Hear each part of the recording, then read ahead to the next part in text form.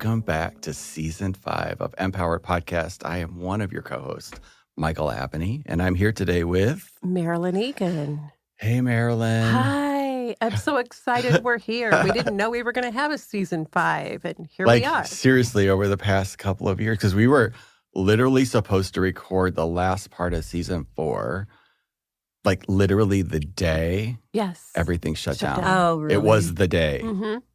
Right. And it was just one of those moments where we just had to call it, and that was that. Right.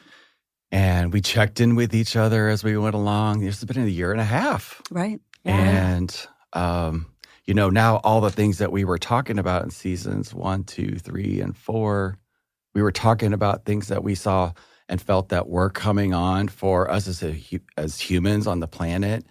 And, oh my God, neither one of us, well, actually, we did see it because we went back and listened to one we did in November before it happened. We were talking about. Isn't that amazing? Yeah.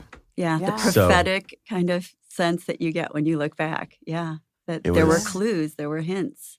Bringing us to you. Right. Hello, Yeah. welcome, Marilyn. Go ahead. Yes. And our guest today is Jeanie Gillam. Hello. Thank you for having me. We've had her as a guest before, and we know that, wow, she's blooming and moving forward with this energy.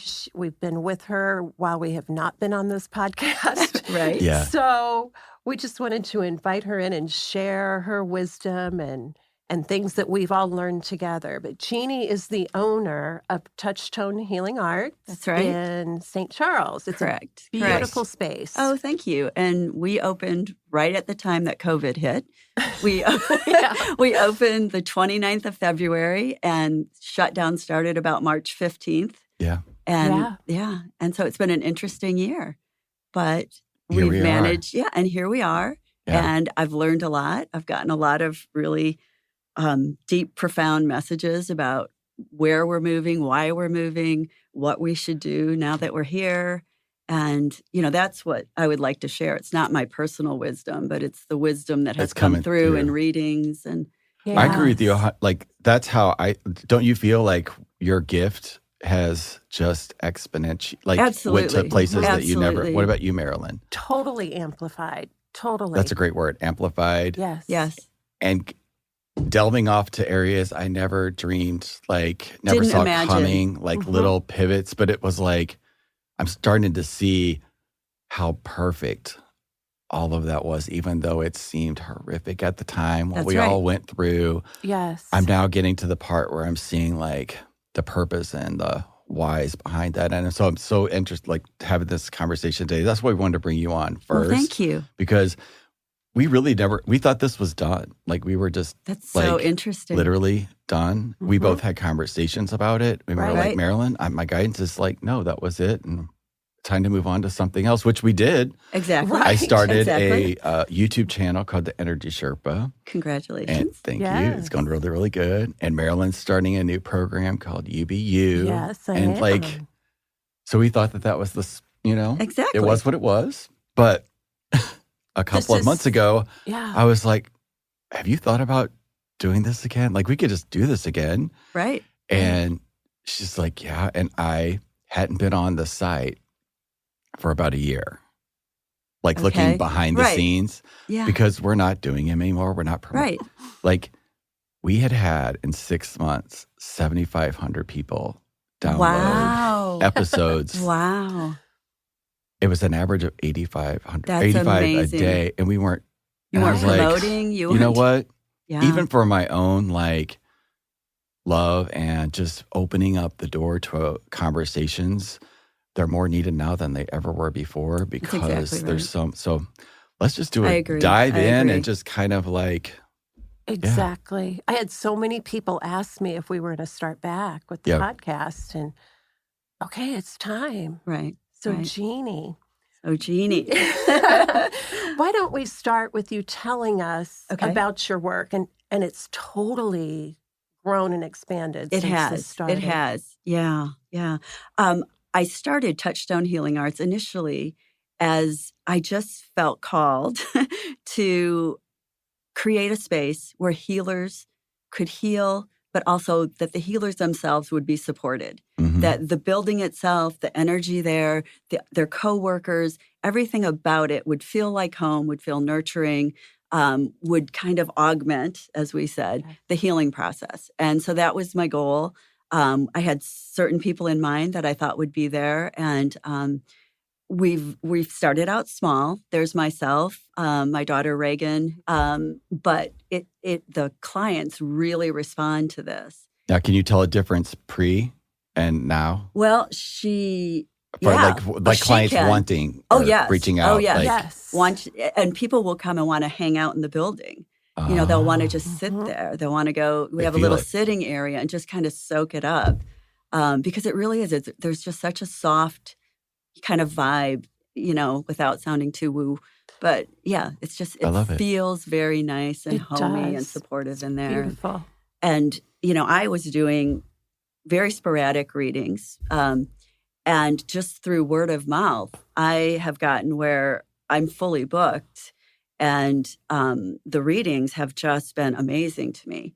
They will be very personal, but almost without exception, there will be these broader themes that come through about the chaos on the planet. Yeah. And how this individual that I'm giving the reading to, what part do they play Right. in that? And how do we hold ourselves steady during these waves that hit us where things change day by day or minute by minute? Mhm. So I've tried to track some of the themes because it's helpful to me, not just to my clients, Yeah. to have that. Yeah.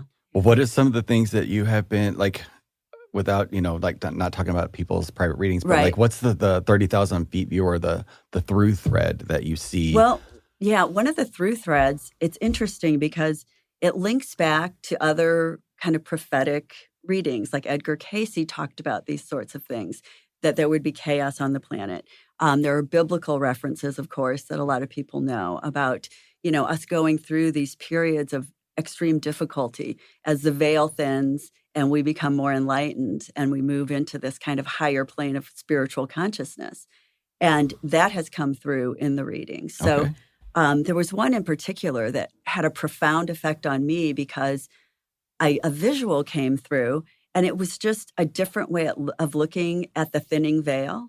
Mhm. I had heard this term, this concept about the veil thinning. And in my mind, it just meant that, we gradually would come to more of an awakening, be more aware of our gifts, our intuition, our spiritual connection, to God, to source, and to each other. And I think that is true. Mhm. But this was a visual of exactly how the veil splits. And it was a vertical veil. And it was like this gauzy kind of gossamer sort of fabric that was spread across. And they showed that the polarity that we're living in, like the extremes, Yeah.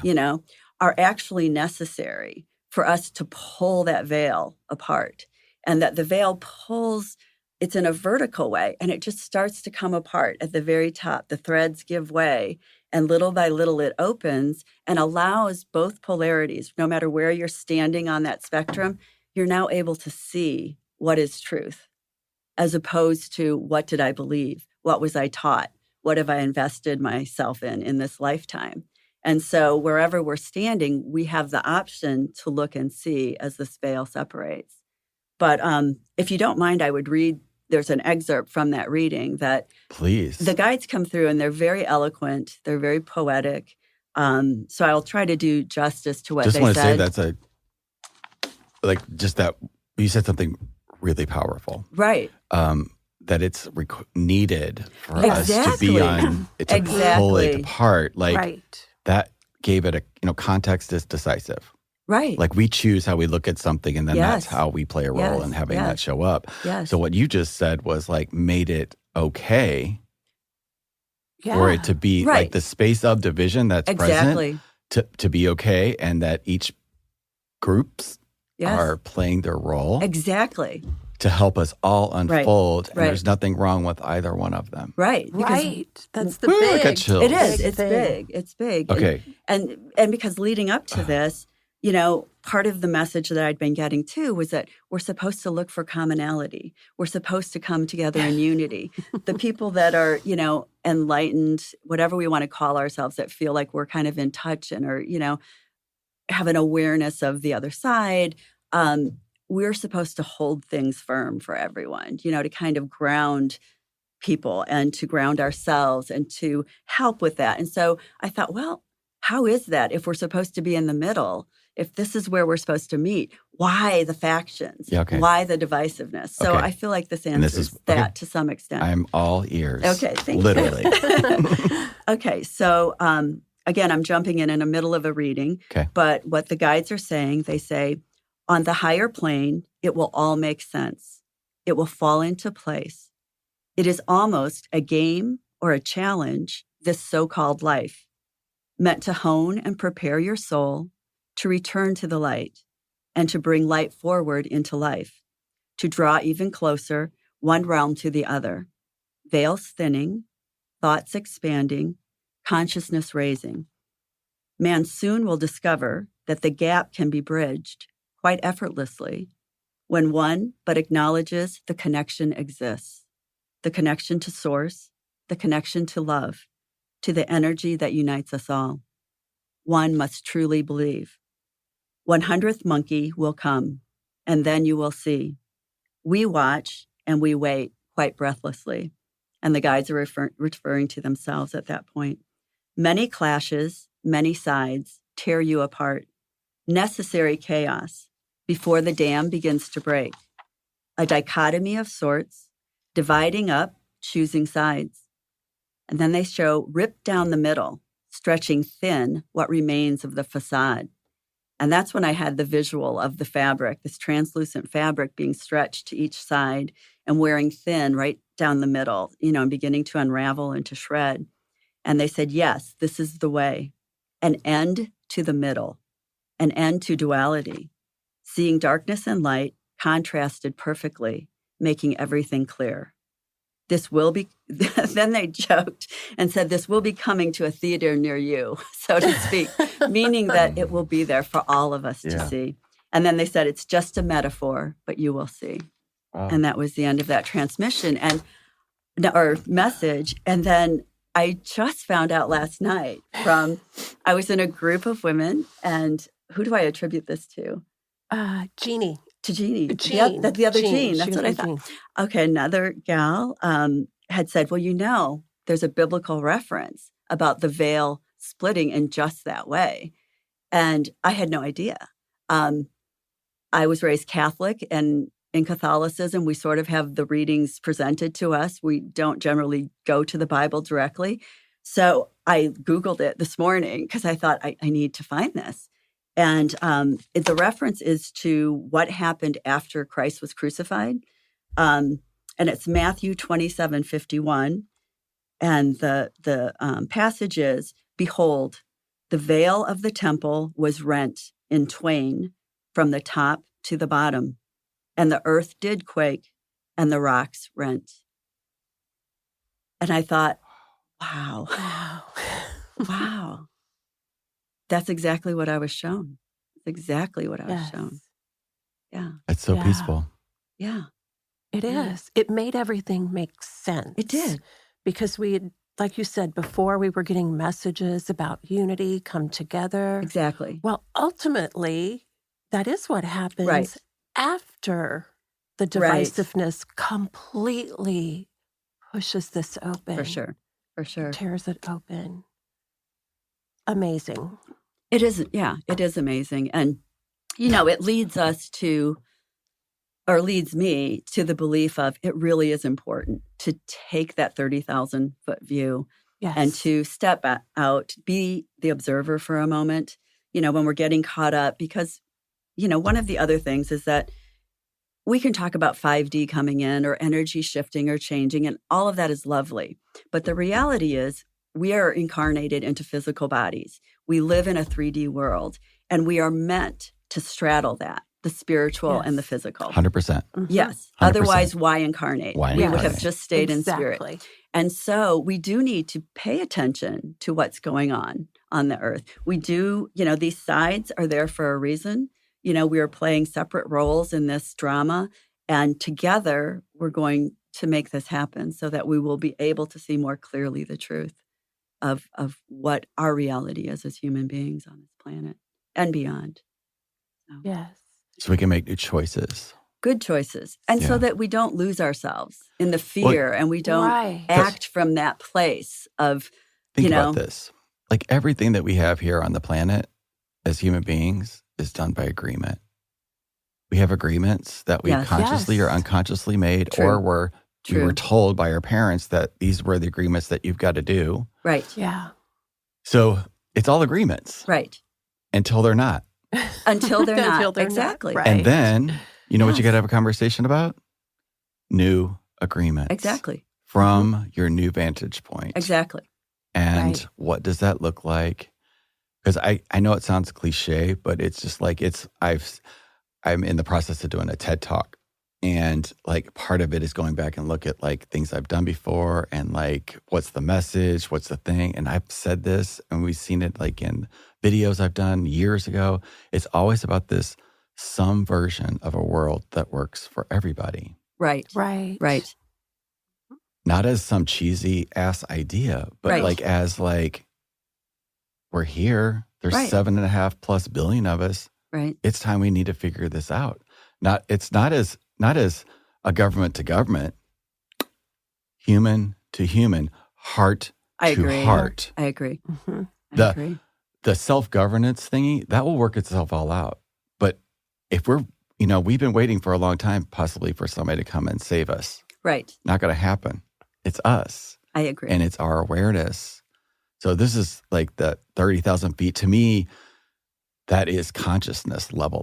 Like not that there's a hierarchy of like you're better if you have a higher conscious, because it doesn't mean that at all. I agree. It just means you have a different, it's just like you're a different space on the mountain. Right. Different perspective. Yeah. Right. And all the perspectives need to be seen. Right. All of them need to be heard. Exactly. And so many people, see the divisiveness as wrong. There's something wrong with us here on the earth. Myself included. I have been there. I did too. Yeah. I was till you got this message. Yeah. And it made so much sense to all of us when that came through. But people, I think, will get huge relief from seeing this. That's why the observer view is so important. Right. We do have to move into the earth to do our work. Correct. But we can live in the observer mode most of the time and come to the earth and do our work and go back and forth with ease. Absolutely. Absolutely. Yeah. I agree. It's about stepping back. Mm-hmm. You have to be in the thick of things. This is your life. We do get caught up. Right. But we need that time to step back, reground, think about what's important, think about what's really happening, and take a broad look at ourselves and others. And what are we buying into by agreement?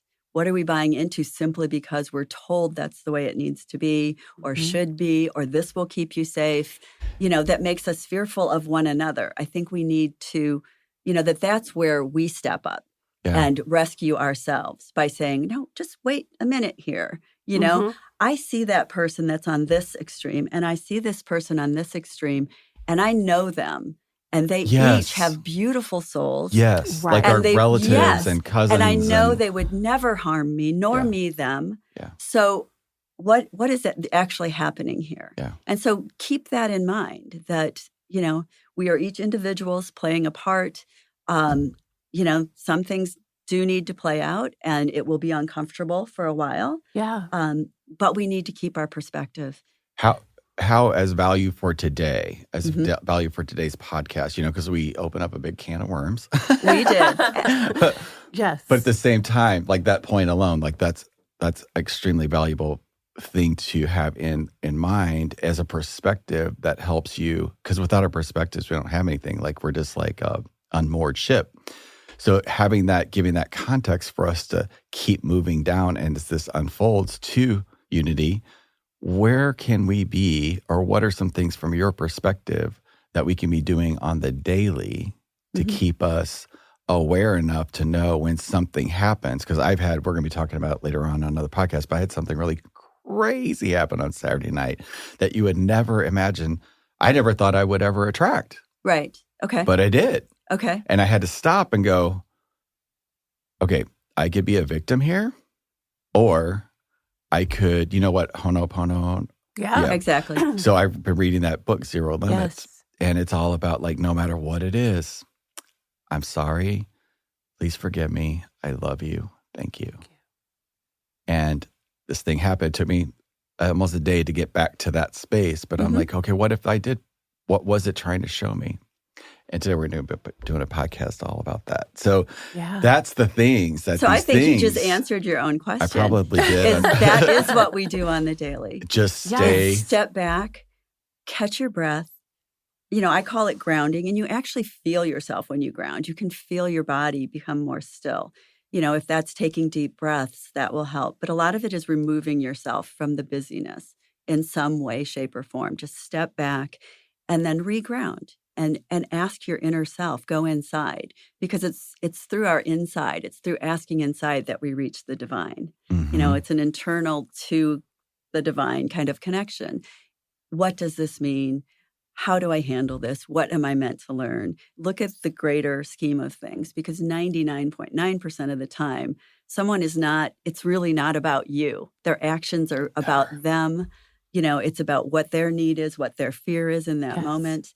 And so it's very helpful. It gives me a different framework from which to respond to the situation, so that I'm not just reacting out of anger, fear, or, you know, something, retaliation or anything like that. Or reacting, period. Or because you don't want to be reactive. Because then you're still in the loop. Absolutely. So you have to have something.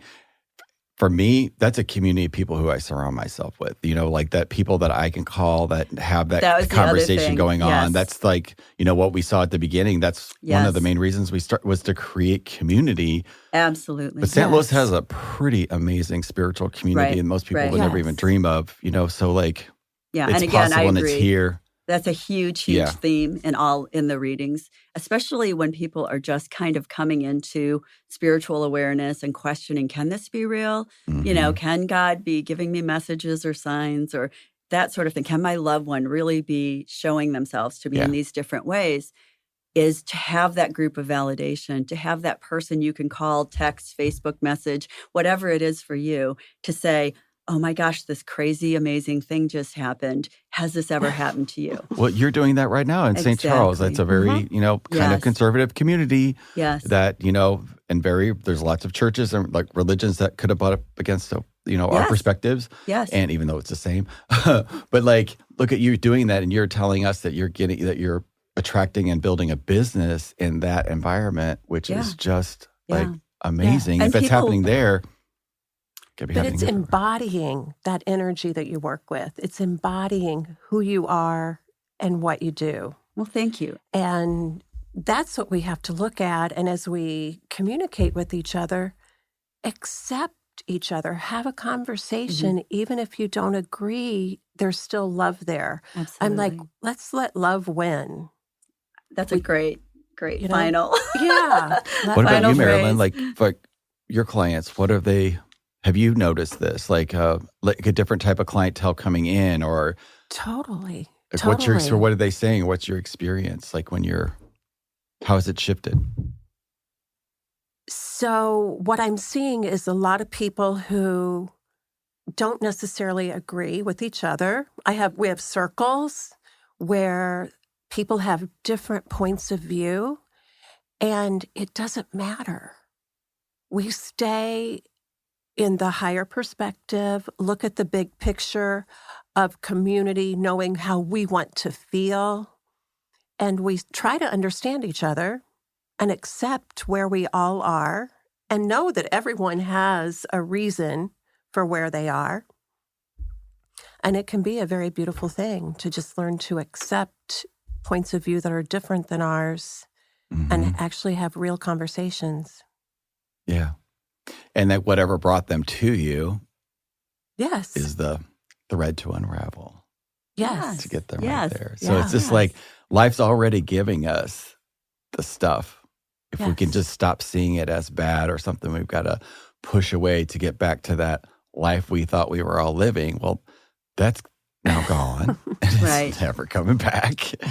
And now we get to create new spaces, and just having the conversation and just acknowledging that this is where we got to, that takes some of the pressure off of It does. that what's next feeling, because for me, the context of survival and thrival really were powerful over the past, for me, over the past 18 months, about really getting clear about a lot of my behaviors, where they came from. All of my actions were coming out of trying to survive something. Well, and that's true for the population in general. When you're acting out of fear, you're in the base mode of survival. Yeah. And so you're not thinking, you're not using your higher reasoning. You're definitely not, being in touch with the spiritual side when you're trapped there, because it's about taking your next breath, finding your next meal, keeping a roof over your head, being safe. And so we have to acknowledge or somehow accept that even in the midst of all of this craziness and the change that we're going through, we are ultimately safe. We are ultimately protected. And so from that place, then, I can look with a little bit broader perspective. I can step back and kind of appraise, well, what's going on here? And what do I really want? What's our ultimate goal? Where are we wanting to go? And how do I see us getting there? And and I think because we all have that. a piece of that master puzzle for the world that we're creating. Right. And everyone has their own little piece of the puzzle of heaven on earth. Hallelujah. And that's what we're here for. Absolutely. Yeah. So connect. We're creating community. We're all creating community individually and collectively with whatever we're doing. And if you're hearing this and you resonate with what we've been talking about, especially like the fear-based things, and maybe even having a conversation about stepping out of survival or what that could look like, reach out. We'll connect. Or there's a connection to a community wherever you guys are listening to us at. That's out there. That's possible, because if it's happening to us, it's happening all over the world. You can just guarantee it. Because I not only not know that now, I feel that now. Because I know there's other people out there that are doing having these exact same sort of conversations. Right. Mm-hmm. Yeah. Right. Don't you guys feel? I feel Absolutely. that. And it's very validating to have that happen. Always kind of reminds me of, who Larry DeRush is? I do not. Center for Spiritual Living. Oh, yes. He helped me with a movie about 10, 15 years ago. And there was a quote he used to always say that always sticks with me, which is appropriate for this podcast. And it's like, chaos is just the moment before order sets in. Oh, yes. True. Yes. It's very that was true. this message. Mm-hmm. Yeah. And he was saying that 15 years, it's like that one little clip from that documentary is stuck in my head. Like it never left. I still see because I was like, Yeah. It's good to keep that in mind. Yes, it is. And we will. Thank Jeannie, you. thank you. Oh, you're so welcome. Thank you for having me. Great way to kick off season 5. Oh, thank and you. a brand My new conversation. Pleasure. So excited for both of you. Yeah. I am And too. you. Oh, well, thank you. Yes. Guys, thanks for listening in. Hope you got great value out of today. And we'll leave your information in the description box below that'd be so they can get in wonderful. touch with you and have a conversation with you. Maybe a reading. You do them by phone, right? I On do. Zoom? I do. By phone, by Zoom, FaceTime, in person. It doesn't matter where we live now. We're very flexible. Very flexible. You guys have a wonderful day. Yay. Thank you all for listening. And we will see you on the next one. Bye, guys. Bye-bye. Bye, everybody.